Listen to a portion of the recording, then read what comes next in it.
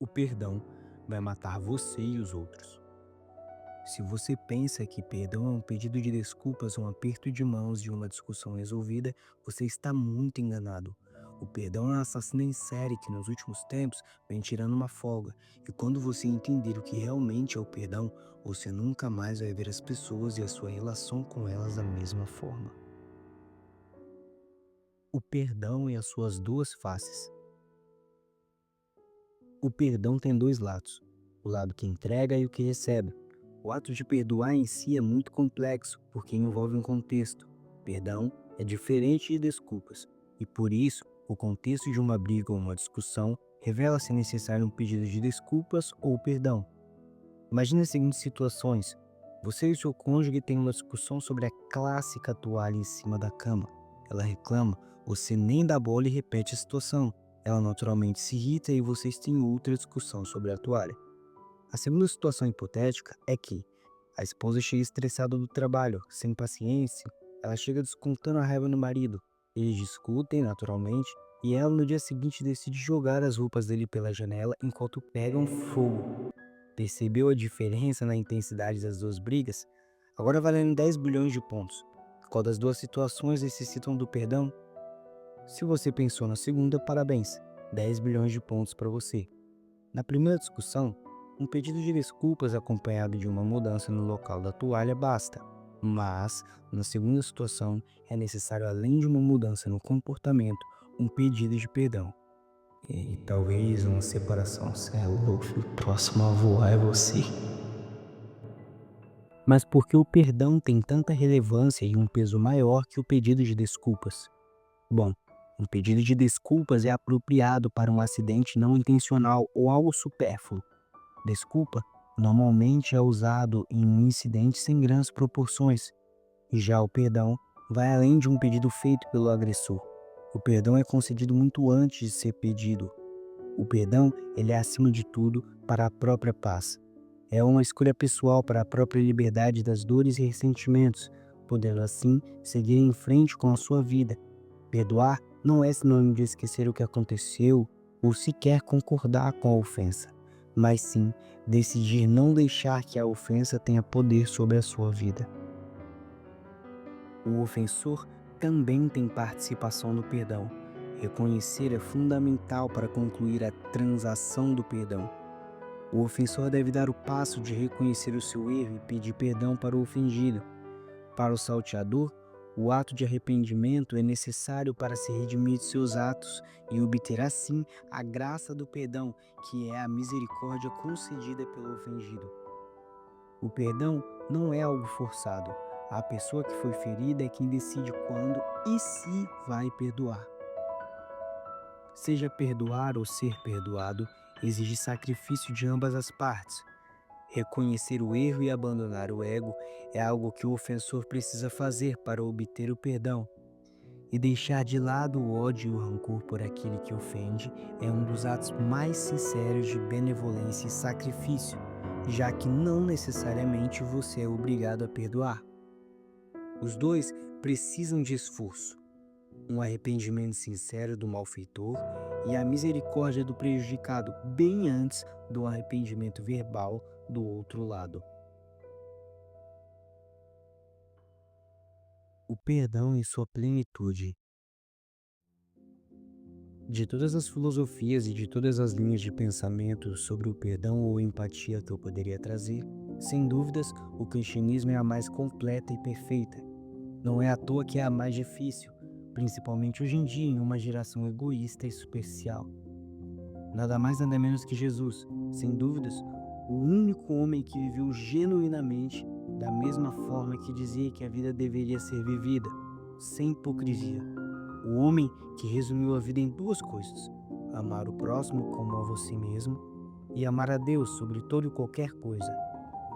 Um homem sem bens materiais e sem nenhuma posse, que fez bilhões de pessoas o seguirem e faz milhões de pessoas se converterem e buscarem todos os dias seguir sua filosofia de vida.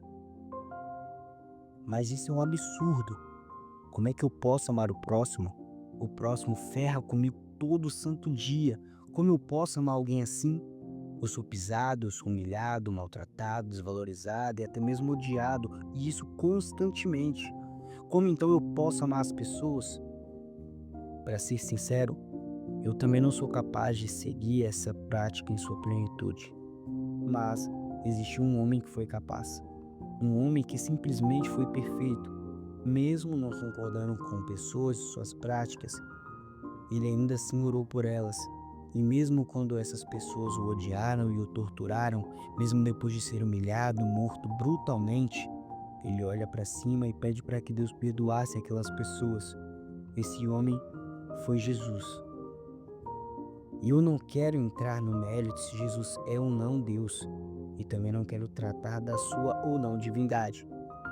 Mas mesmo se você não acreditar em Deus ou Bíblia, nós temos que reconhecer: Jesus foi sem dúvidas o maior homem que já pisou nessa terra. E ele foi sem dúvidas o maior exemplo de perdão e misericórdia que já existiu. E por isso que eu tinha que trazer ele.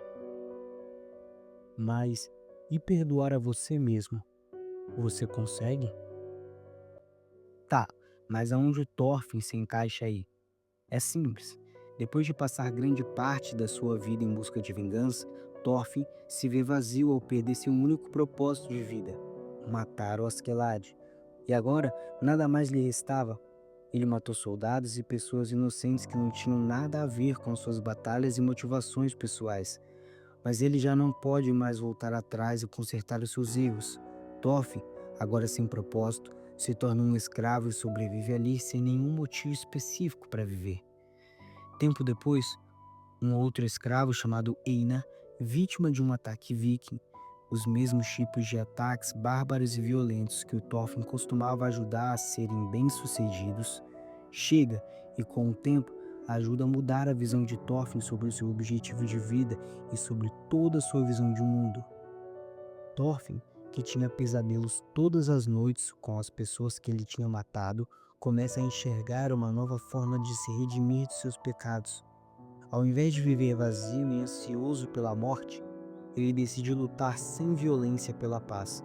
Thorfinn se perdoa e muda o objetivo de sua vida. Agora, não pensava mais em vingança, mas sim trazia consigo as sábias palavras de seu pai. Você quer uma espada, Thorfinn? Ela serve para matar pessoas. Quem é que você vai matar usando essa espada, meu filho? Os inimigos. E quem são os seus inimigos?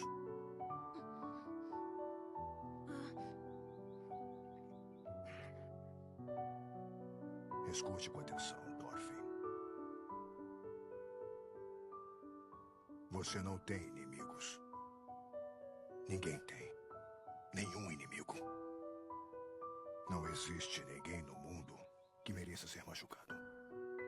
Mas isso não faz sentido. Você não vai para uma guerra amanhã?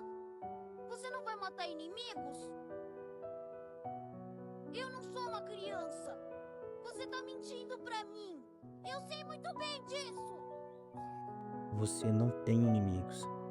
Nenhum inimigo. Não há ninguém no mundo que mereça ser machucado.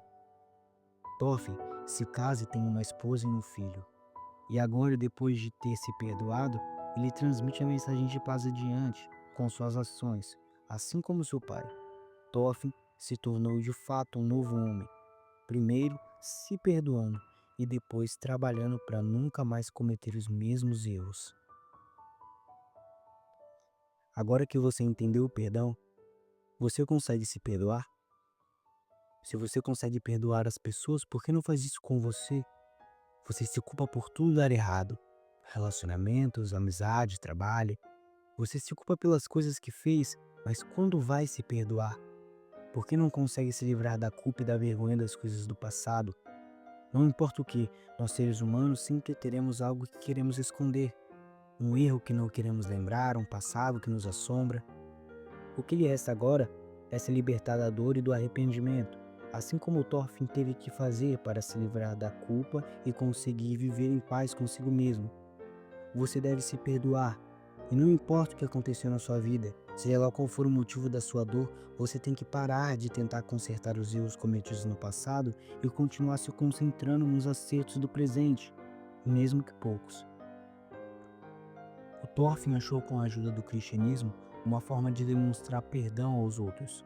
Você pode achar em outros lugares formas de perdoar os outros e a si mesmo. Pode até encontrar sozinho, mas eu diria que nada supera o cristianismo.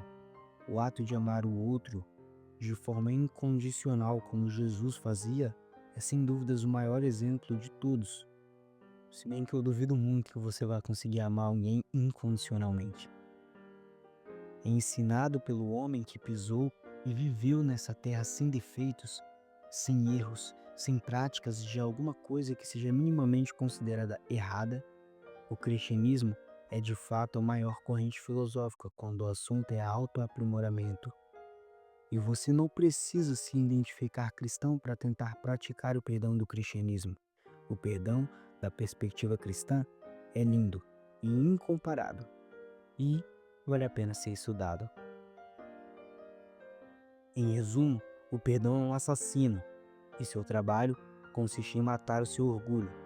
Não importa se você está certo ou errado, ele mata o orgulho que você sente quando precisa pedir perdão para si e para os outros pelo erro cometido. E ele mata o orgulho que você sente quando se vê relutante em perdoar alguém.